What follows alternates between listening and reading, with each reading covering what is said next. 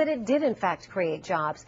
So 1 year later, we're taking a look. Where do we stand now? How has our area benefited from the spending of stimulus dollars? And will there be a second stimulus? A lot of questions. We're hopefully going to have some answers. Joining me to talk about it, U.S. Representative Joe Sestak, a supporter of last year's stimulus package, and Professor Jack Worrell, a professor of economics at Rutgers-Camden.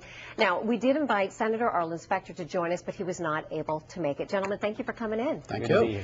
I'm going to start with you, Congressman.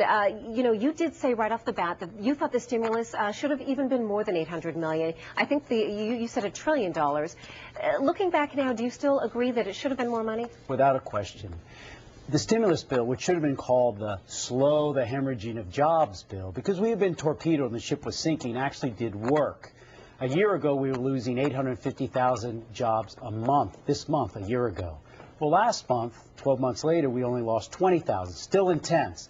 But if we had added in about $200 billion in small business tax incentives and guaranteed community bank loans, we would now, instead of just being at about 10% unemployment, a little less, we'd be starting a sustainable expansion much more rapidly. That little bit of kick should have been in there. But did it work? Yes. It was an unnecessary evil. All right, let me bring you in, Professor Worrell. Some economists agree with that. Where do you stand? Well, there's quite a bit of controversy. I agree, though, with the tax credit point. I think it would have helped.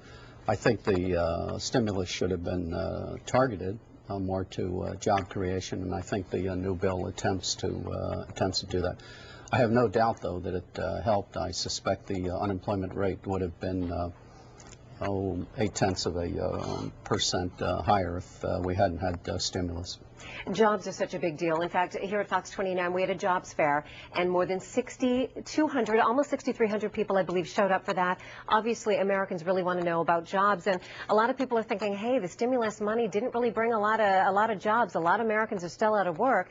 Now, talk about a second stimulus, sort of a jobs-focused stimulus. Is this the answer? Is this going to get people back to work?